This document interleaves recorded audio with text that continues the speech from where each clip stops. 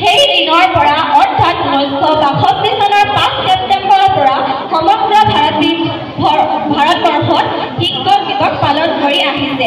শিক্ষকসকলে এজন ব্যক্তিৰ সমাজ আৰু ৰাষ্ট্ৰৰ ভৱিষ্যত গঢ়িবলৈ গুৰুত্বপূৰ্ণ ভূমিকা পালন কৰে। তেওঁলোক মমবাতিৰ দৰে নিজে জ্বলি আনক পোহৰ দিয়ে। শিক্ষকসকলে আমাক অধ্যয়নৰ সৈতে